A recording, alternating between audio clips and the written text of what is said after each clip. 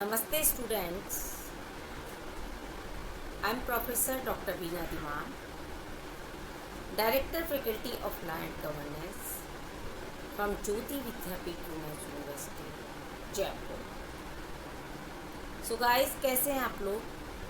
I hope all of you are safe.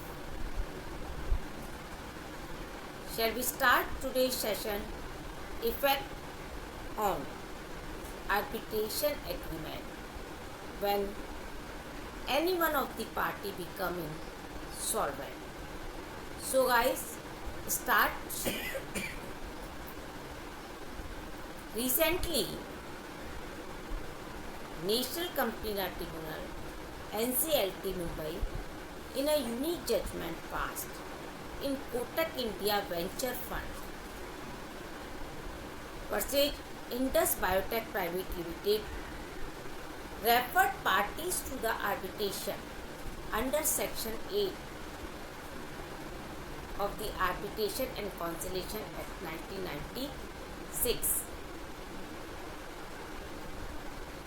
While hearing the insolvency plea filed by the financial creditor under Section 7 of the Insolvency and Bankruptcy Code 2016, I&B Code.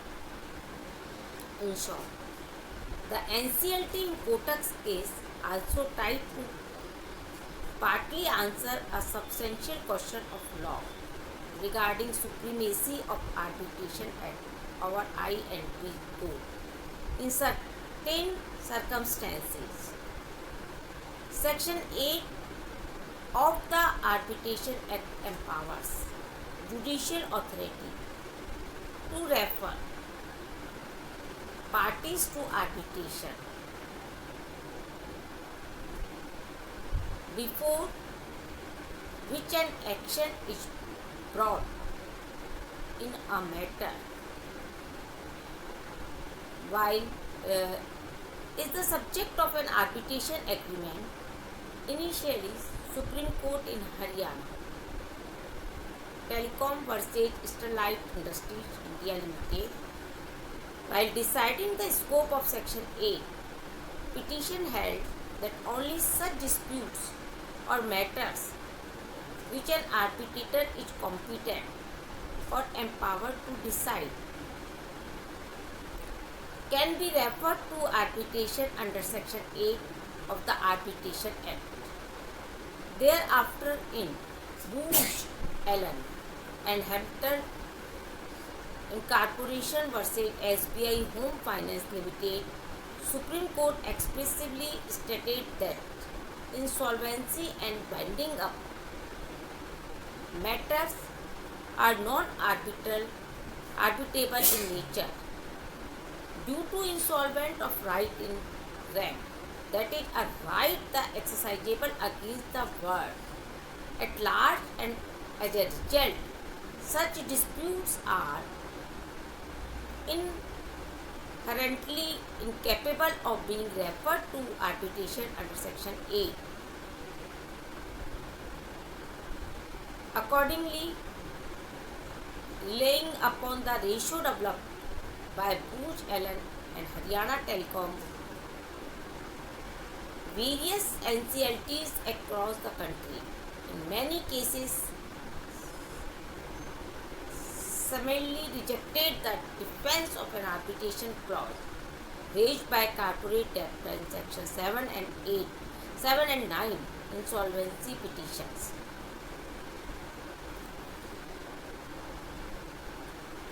Dressing up arguments, dressed up petition was emerged from a classic judgment passed by the Bombay High Court in Rakesh Malhotra versus Rajendra Kumar Malhotra, write down, which means a petition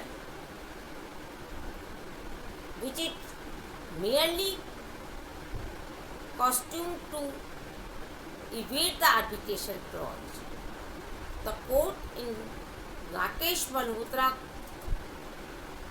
carved out an exception for arbitrability of operation and mismanagement cases and held up that arbitration should be retained wherever it is established that the petition is mala fide.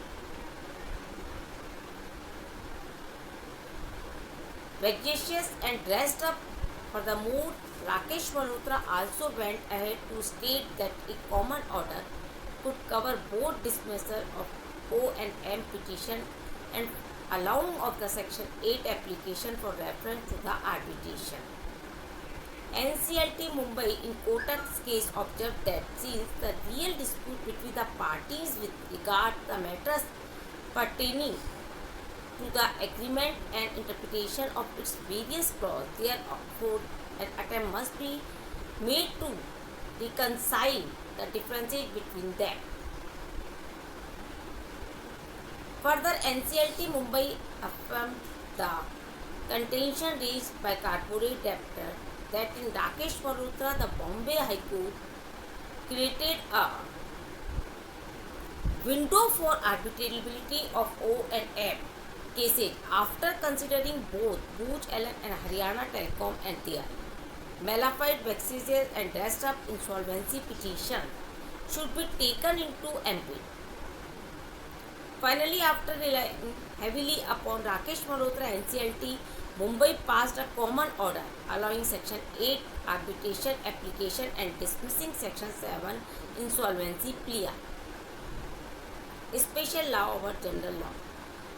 Another strong reason by NCLT Mumbai in Kotak's case to consider the supremacy of Arbitration Act over I and P code in the old principle of general specialibus non derogate, that is special law prevails over general law.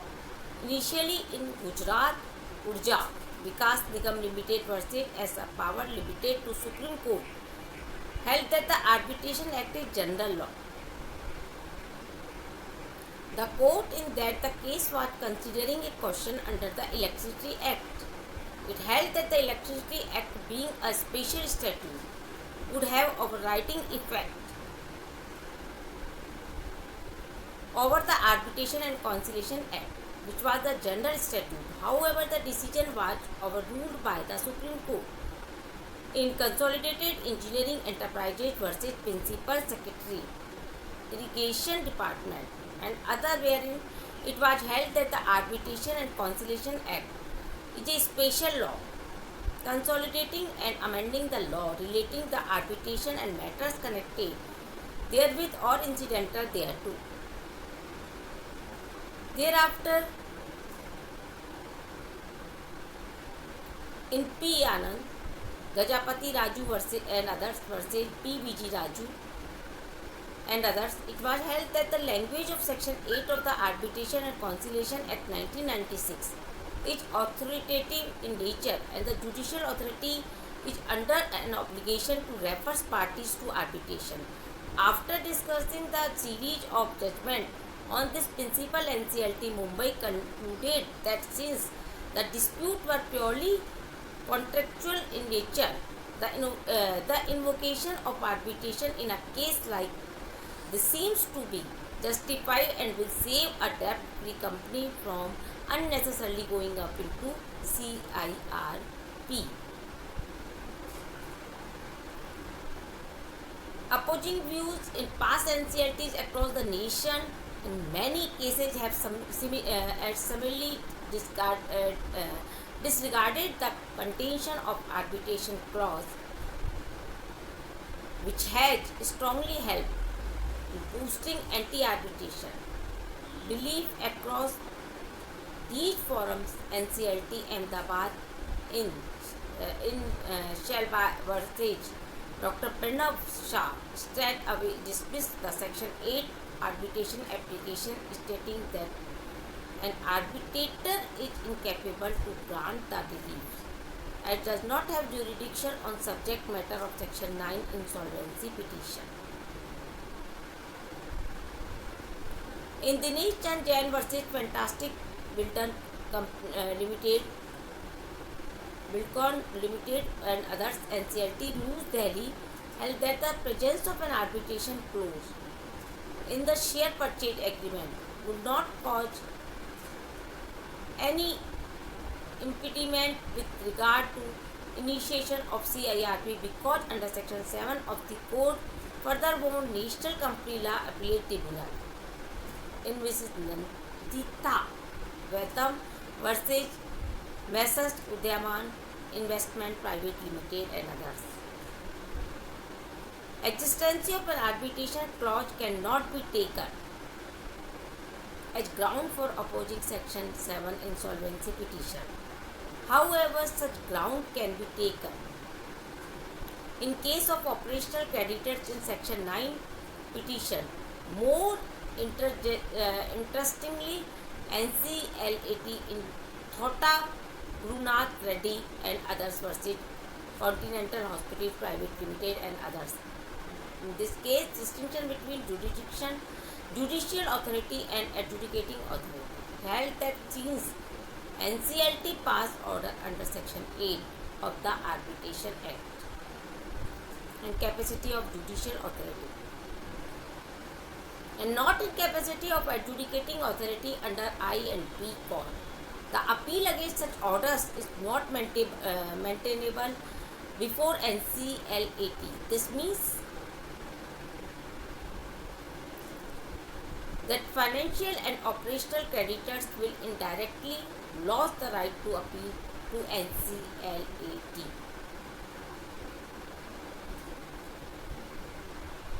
Finally, we can say all of this leads us to believe that arbitrability of insolvency petitions remain an unsettled phenomena in India. And as of now, there is no clear picture as to when and whether an insolvency period can be referred to arbitration due to several contradicting and confusing views given by tribunals. There is a desperate need of a concrete ruling from the Supreme Court on this subject matter, which would cover the entire nation. Further, on a personal note, we believe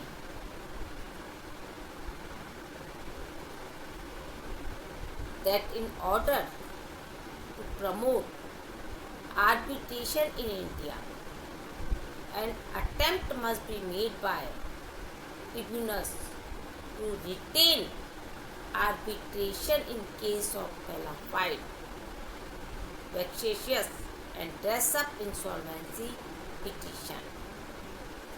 समझ में आया आप लोग को? यहाँ तक किसी को कोई doubt? If you have any doubt, you can ask. बताइए, कोई डाउट यहाँ तक? So, write down some important questions regarding this topic, which will be beneficial for examination point of view. Write down. Write the short note on arbitrability of insolvency disputes.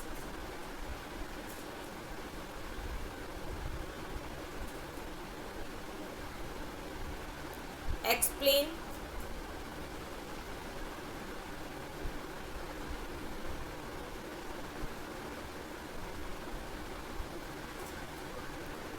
the effect of insolvency on arbitration in India.